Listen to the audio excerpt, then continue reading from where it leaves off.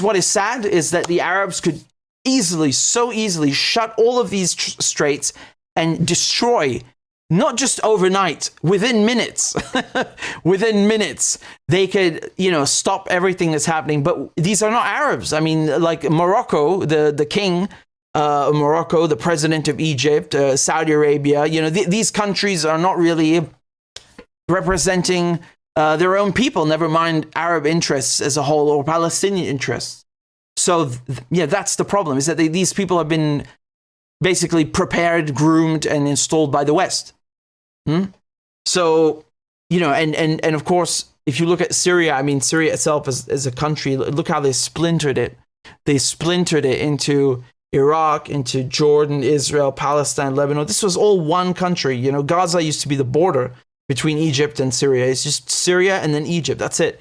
But divide and conquer works in this way, right? You come in and you divide based on sectarian lines, and then you have problems that are still there 100 years later. Over 100 years later still. So the only way to reverse the divide and conquer, the colonial problems that the West brought to Arabia, is simply to do what I am saying.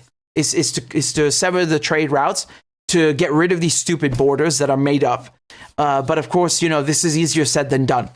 Nevertheless, Yemen have come through despite all their problems, despite all the economic hardships that they have endured and still endure because of the West, because of the same people that are butchering Gaza.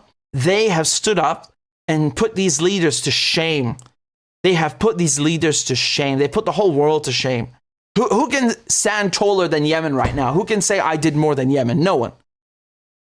So really, kudos to them. They have really honored themselves, honored the Arabs and the Palestinians, and as have the resistance all over. And keep in mind that Iran is not even an Arab country, and nevertheless they have come through more than some Arab countries. It's not even comparable. So that says a lot. And we have transitioned from pan-Arabism to, something else.